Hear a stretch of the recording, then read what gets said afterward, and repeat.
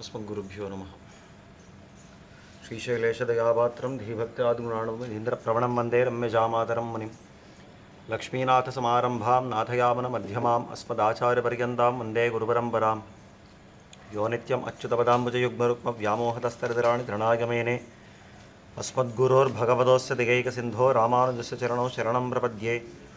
मातापिता युवतयस्तनया विभूतिः सर्वं यदेव नियमेन मदन्वयानाम् आद्यस्य नः कुलपतेर्वकुलाभिरामं श्रीमत्तदङ्घ्रियुगलं प्रणमामि मूर्ध्ना भूतं शिरश्च महदाह्वय भट्टनाथः श्रीभक्तिसारकुलशेखरयोगिवाः भक्ताङ्घ्रिरेणुपरकालयतीन्द्रमिश्रान् श्रीमत्पराङ्कुशमुनिं प्रणतोऽस्मि नित्यं। शुक्लाम्बरधरं विष्णुं शशिवर्णं चतुर्भुजं प्रसन्नवदनं ध्यायेत् सर्वविघ्नोपशान्तके। यस्यद्वृतभक्त्राद्याः पारिषद्याः परश्शतं विघ्नं निघ्नन्ति सततं विश्वक्सेनन्तमाश्रके। व्यासं वसिष्ठनप्तारं शक्तेः पौत्रमकल्मषं पराशरात्मजं वन्दे शुकतातं तपोनिधिं। ஸ்ரீயப்பதியான சர்வேஸ்வரன் அர்ச்சாவதாரம் கொண்டு தன்னுடைய திவ்ய ரூபத்தாலே அநேக கோவில்களிலே தான் நிற்கிறான். விசேஷித்து இந்த 108 திவ்யதேசங்கள் அப்படின்னு கொண்டாடப்படுற இந்த ஸ்ரீ வைஷ்ணவ திருத்தலங்களிலே அவன் நின்று எல்லாருக்கும் சேவை சாதிக்கிறான். அந்த மாதிரியாக நிற்கிற 108 திவ்யதேசங்களிலே முக்கியமானது முக்கியமாக மூணு கொண்டாடப்படுறது கோவில், திருமலை, பெருமாள் கோவில் அப்படின்னு. அந்த கிரமத்தில் பெருமாள் கோவிலும் பேர் கொண்டதான இந்த காஞ்சிபுரத்தினுடைய வைபவத்தை காஞ்சி மகாத்மியம்ன்ற தலைப்பில் நாரத பகவான் அம்பரீஷனுக்கு சொன்ன விஷயமாக சூத பௌராணிகர் நைமிஷாரண்யத்தில் கூடியிருக்கிற அத்தனை ரிஷிகளுக்கும் உபதேசம் பண்ணுவார்.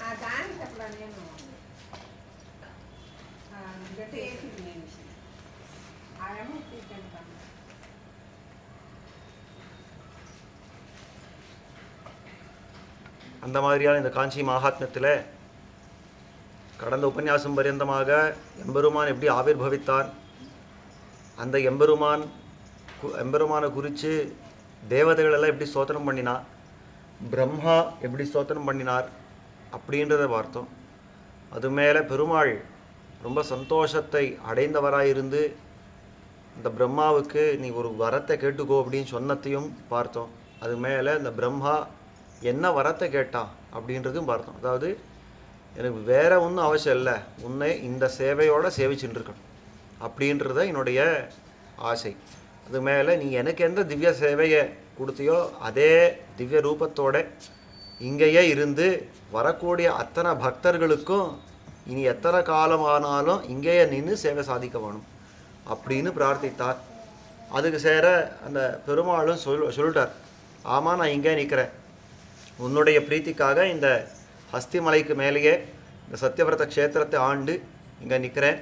வந்தவர்களுக்கெல்லாம் பல சதுஷ்டயங்கள், அதாவது புருஷார்த்த சதுஷ்டயத்தையும் கொடுத்துண்டு நிற்கிறேன். தர்மார்த்த காம மோட்சங்கள் அப்படின்ற 4 புருஷார்த்தங்களையும் கொடுக்குறவனா நான் நிற்கிறேன். வரதராஜன் அப்படின்ற பெயரோட எத்தனை நாள், அதாவது இந்த பிரளயம் இருக்கிறவருக்கு எத்தனை நாளுக்கு இந்த பக்தர்கள் வந்தாலும் அத்தனை பேருக்கும் நான் சேவை சாதிக்கிறேன் அப்படின்னு தான் ஒரு வாக்கு கொடுத்தவராய் இந்த எம்பெருமானுக்கு நின்னாரே.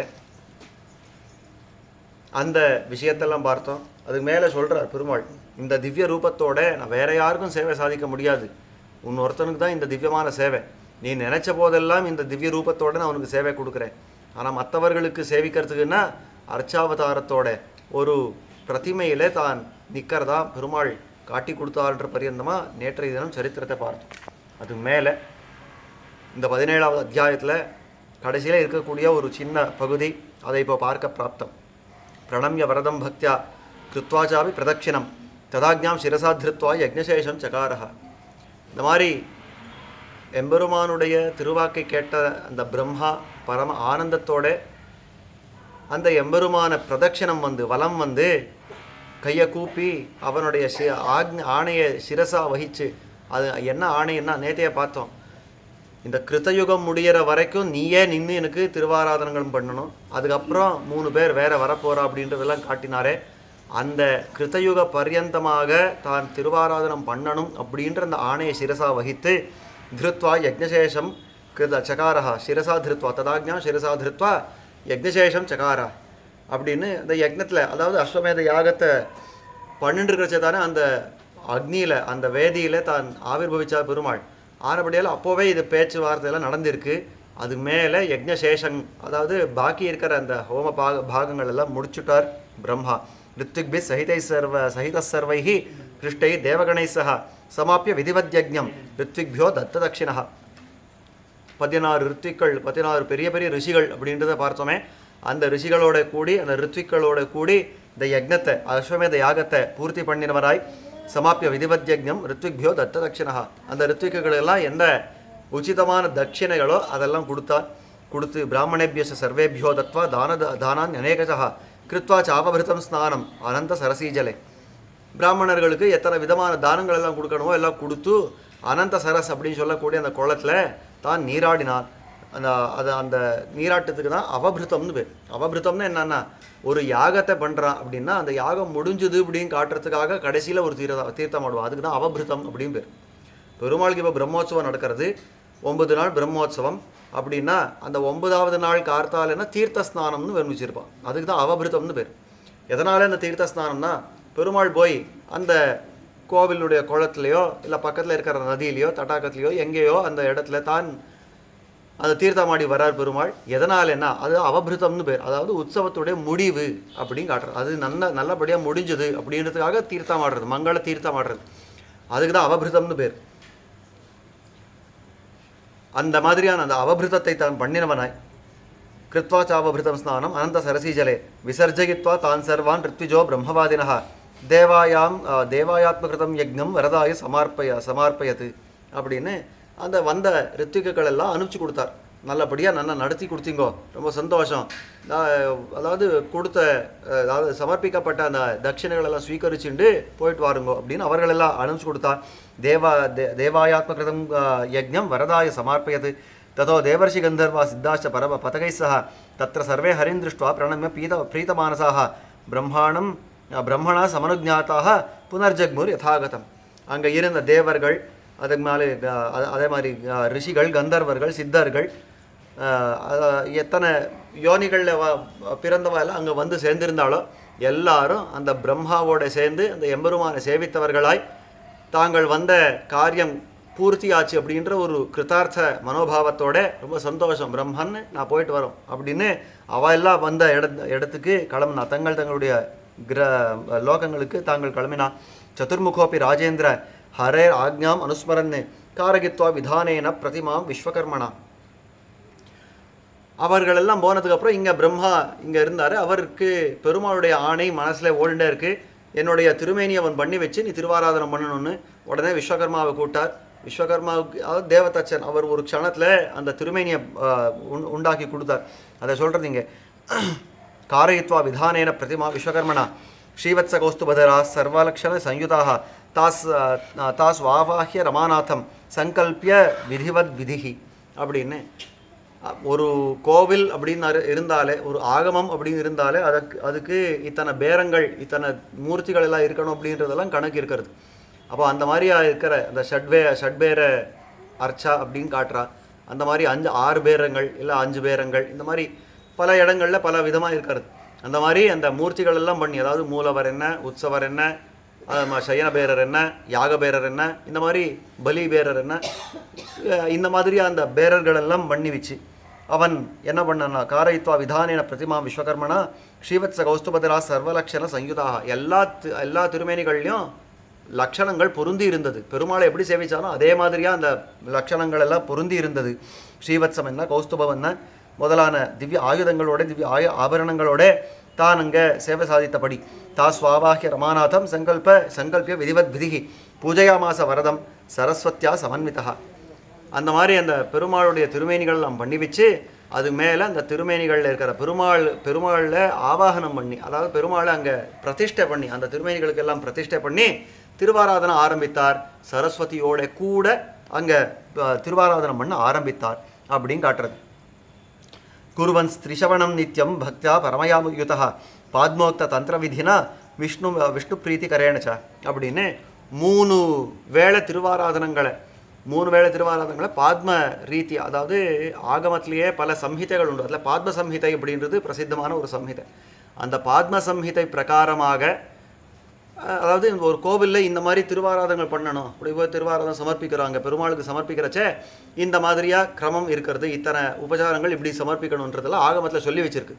ஒரு ஆகமத்தில் கொஞ்சம் கொஞ்சம் வித்தியாசத்தோட, சில இடங்களில் சில வித்தியாசங்களோட சில விஷயங்கள் எல்லாம் சொல்லி வச்சிருக்கு. அந்த மாதிரி இந்த ஊரில் என்னத்தை பின்பற்றுறதுன்னா பாத்ம தந்திரம் அப்படின்றது இங்கே தான் காட்டுறான். அந்த மாதிரியான பாத்மோக்த தந்திர விதினா விஷ்ணு பிரீத்தி கரேணஜா அப்படின்னு அந்த பெருமாளுக்கு பிரீத்தி உண்டாகும்படிக்கு இந்த பாத்ம தந்திரத்தில், அதாவது பாத்ம சம்ஹிதையில் இருக்கக்கூடிய விதியை கொண்டு பெருமாளை ஆராதிக்க ஆரம்பித்தான் பிரம்மா. அர்கை பாத்யை ராசனைச்ச ததைவாச்சமனீயகை காமதேனுத்பவை க்ஷீரை திவ்யை பஞ்சாமிருதைரப்பி சுத்தோதை கந்ததோகேச்ச தேவம் சமபிஷேச்சயன்னு வஸ்திரைர் தீபைச்ச தூபைச்ச நைவேத்தியை விவிதைருப்பி அப்படின்னு அர்க்கியம் என்ன, பாத்தியம் என்ன, ஆசனம் என்ன, அதே மாதிரி ஆச்சமனியம் என்ன, இந்த மாதிரி பல உபச்சாரங்கள் கொடுக்கறது. அதே மாதிரி பெருமாளுக்கு திருமஞ்சனம் பண்ணுறது. அந்த திருமஞ்சனம் பண்ணுறச்சே எத்தனை சிரேஷ்டமான பதார்த்தங்கள் உண்டு எல்லாமே. அதாவது காமதேனு சொல்லி அவன் இந்திரன் தேவன், அவனுக்கு கேட்கவே வேண்டாம், அவனுடைய லோகத்திலே இருக்கக்கூடிய தெய்வ பசு காமதேனு இருக்கிறதோ, கேட்டதெல்லாம் கொடுக்கக்கூடிய பசு இருக்கிறதோ இல்லையோ, அப்பேற்பட்ட அந்த காமதேனு கொடுத்த பால், அதுக்கு மேலே திவ்யமான பஞ்சாமிர்தம். பஞ்சாமிர்தம் அப்படின்னு சொன்னால் பாலோடு சேர்த்து தயிர், நெய், தேன், பழம் இதெல்லாம் சேர்த்து பஞ்சாமிர்தம் அப்படின்னு சொல்லப்படுறது. இந்த மாதிரி அந்த பஞ்சாமிர்தங்கள், இந்த மேலே சுத்தோதை கந்த தோகேஷ்டான்னு, சுத்தோதகம் சுத்த தீர்த்தம் என்ன, கந்த தீர்த்தம் வாசனை கூடின தீர்த்தம் என்ன, அதாவது இந்த கந்த தீர்த்தம்னா இந்த சந்தன காப்பெல்லாம் சேர்த்து பண்ணுறாலும் இந்த தீர்த்தம். அந்த மாதிரி இந்த தீர்த்தங்களாலே தேவம் சமபிஷேகன்னு அவனுக்கு திருவாஞ்சனம் பண்ணி வஸ்திரை தீபைஷ்ட தூபைஷ்ட நைவேத்தியர் விவிதைருப்பி, எத்தனை அற்புதமான வஸ்திரங்களோ, பட்டு பீதாம்பரங்கள்னு, அது மேலே தூபங்கள், தீபங்கள், நைவேத்தியங்கள்னு பலவிதமான உபச்சாரங்கள் எல்லாம் சமர்ப்பித்தான். விவிதைர் பக்ஷபோஜ்யேஷ்ட மிருஷ்டேர் அந்நேஷ்ட பாயசைஹி புஷ்பச்சந்தன தாம்பூலைஹி வரதம் பிரீணயன் ஹரிம். எத்தனை விதம் நைவேத்தியங்களில் எத்தனை விதமான நைவேத்தியங்கள் உண்டோ, அதாவது புண்ணியர் ஹவிர்மிருத பிரதமை சுகந்தைஹி சவ்யஞ்சனை சகிருத பாயச சூபபூபைஹி இப்படின்னு சொல்லும்படிக்கு எத்தனை விதமான பருப்பு வகைகள், எத்தனை விதமான வியஞ்சனங்கள், எத்தனை விதமான அன்னங்கள், எத்தனை விதமான பாயசங்கள் என்னெல்லாம் இருக்கிறதோ எல்லாத்தையும் கொண்டு வந்து பெருமாள் சமர்ப்பிக்கிறார். பக்ஷே போஜேஷ்ட மிருஷ்டைஷ்ட அன்னைஷ்ட பாயசை அன்னைஷ்ட பாயசைஹி புஷ்பச்சந்தன தாம்பூலைஹி வரதம் பிரீணயன் ஹரி. புஷ்பங்களெல்லாம் சமர்ப்பித்தான், தாம்பூலங்களெல்லாம் சமர்ப்பித்தான், சந்தனாதிகளெல்லாம் சமர்ப்பித்தான். இந்த மாதிரி எம்பெருமானுக்கு எத்தனை பிரீத்தி உண்டாரதோ அத்தனை விதமான உபச்சாரங்களோடு அவனுக்கு திருவாராதனம் பண்ணினார் பிரம்மா. கிரீட்ட கேயோர முகை திவ்யாபரண சஞ்சயை அலங்குர்வன் ரமாநாதம் தேவிபியாம் சகிதம் ஹரி.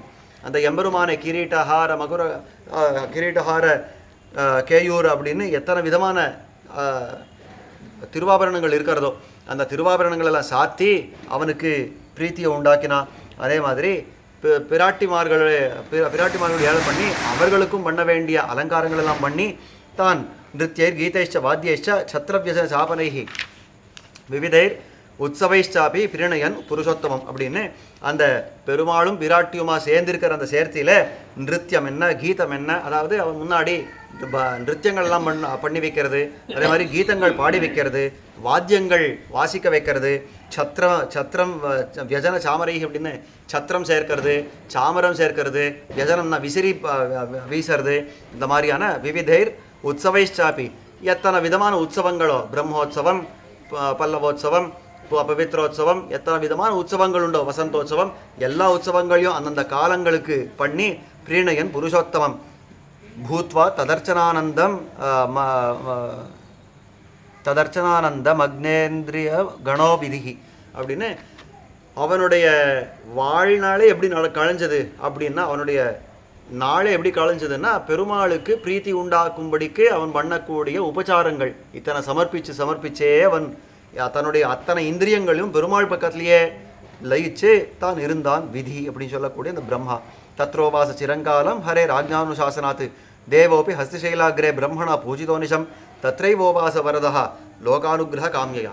இந்த மாதிரி நீண்ட காலத்துக்கு, அதாவது கிருதயுகத்தினுடைய முடிவு வரைக்கும் அப்படின்னு காட்டினாள். அந்த மாதிரி நீண்ட காலத்துக்கு பிரம்மா அங்கேயே இருந்து, அதாவது இந்த தேவ பெருமாள் சன்னிதானத்திலேயே இருந்து அவனுக்கு திருவாராதனங்கள் எல்லாம் பண்ணி தான் கிளம்பி சத்தியலோகத்துக்கு போனான். அது மேலும் அந்த எம்பெருமான் தேவனான அந்த எம்பெருமான் ஹஸ்திசைலத்தினுடைய உச்சியிலே பிரம்மாவாலே பூஜிக்கப்பட்டவனாய் அங்கேயே தான் நிலை நின்னான். வரதன் அப்படின்னு பேர் கொண்டு அங்கேயே நிலை நின்னான். லோகானுகிரக காமியா, லோகத்துக்கு எல்லாம் அனுகிரகம் பண்ணணும் அப்படின்னு ஒரு ஆசையோடு தான் நின்னான். ஏவம் புரி தத்ர நிருபேந்திர காஞ்சி வினிர்மிதா பூத் கில விஸ்வகர்மணா விதாத்ரு யஜ்ஞோத்தர வேதி மத்தியாத் தேவோபி தத்ராவிரபூத் கிளைவம் அப்படின்னு இத்தனை தூரத்துக்கு நாம் பார்த்த, அதாவது 2 அத்தியாயங்கள் இங்கே, இது முன்னாடி இருந்த சில அத்தியாயங்கள், ஆக மொத்தத்தில் கிட்டத்தட்ட ஒரு 6 அத்தியாயங்களுக்கு நாம் இந்த பெருமாள் ஆவிர்பவித்த கதையை பார்த்துருக்குறோம். அத்தனை அத்தியாயங்களில் சொல்லப்பட்ட விஷயங்கள் அத்தனையும் ஒரு ஸ்லோகத்தில் அடக்கி காட்டினார். என்னன்னா, ஏவம் புரி தத்திர நிருபேந்திர காஞ்சி வினிர்மிதா பூத்கில விஸ்வகர்மனா, இந்த பிரம்மாவினுடைய ஆசைக்கு இணங்க இந்த ஊர் காஞ்சிபுரம் அப்படின்ற இந்த ஊர் விஸ்வகர்மாவால் நிர்மாணிக்கப்பட்டது. அங்கே அஸ்வமேத யாகத்தை தொடங்கி இந்த பிரம்மா எம்பெருமானை ஆராதித்தார். அந்த அஸ்வமேத யாகத்தில் பெருமாள் தோன்றினார் அப்படின்றத இங்கே காட்டுற. விதாத்ரி யக்னோத்தர வேதி மத்தியாத்து தேவோபி தத்ராவிர் அபூத் கிளைவம் அப்படின்னு இந்த மாதிரியாகத்தான் அஸ்வமேத யாகத்திலே உத்தர வேதிக்குள்ளே எம்பெருமான் ஆவிர்பவித்தான் அப்படின்ற இந்த சரித்திரத்தை, திவ்யமான சரித்திரத்தை சொல்லி அதை தழுக்கட்டுகிறார் நாரத பகவான். இத்தோட 17வது அத்தியாயம் முடியறது. எம்பெருமான் தேவப்பெருமாளுடைய ஆவிர்பாவ சரித்திரமும் இத்தோட முடியறது. இது மேலுண்டான சரித்திர பாகங்கள் எல்லாம், அதாவது 18 ஆரம்பித்து 32 பரியந்தமாக பெரிய காஞ்சியில் இருக்கிற திவ்ய தேசங்களை இனிமேல் சொல்ல போகிறார். இப்போ சின்ன காஞ்சியில் இருந்தால் அத்தனை திவ்ய தேசங்கள் சொல்லியாச்சு. இங்கே வேளுக்கை முதல்ல சொல்லிட்டார், அதுக்கப்புறம் தீபப்பிரகாஷர், அதுக்கப்புறம் அஷ்டபுஜம், அதுக்கப்புறம் யதோக்தகாரி, அதுக்கப்புறம் தேவப்பெருமாள், இது பரியந்தமாக சின்ன காஞ்சியில் இருக்கிற திவ்ய தேசங்கள்லாம் இது வரைக்கும் சொல்லியாச்சு. இது மேலே உண்டான சரித்திர பாகம் பூர்த்தியாக பெரிய காஞ்சியில் எத்தனை திவ்ய தேசங்கள் உண்டு, அந்த திவ்ய தேசங்களில் பெருமாள் ஏன் வந்து தான் அவதரித்தான் அப்படின்றத ஆரம்பிக்கிறார். என்னான்றதை அவகாசானுகுணமாக பார்க்கலாம். நாளைக்கு எப்படி அவகாசம் இருக்கிறதோ, நாளைக்கு நாளன்னைக்கு எப்படி அவகாசம் இருக்கிறதோ அதுக்கு அனுகுணமாக பார்க்கலாம் அப்படின்னு சொல்லி நிற்கிறேன். ஸ்ரீமதே ராமானுஜாய நமஹ.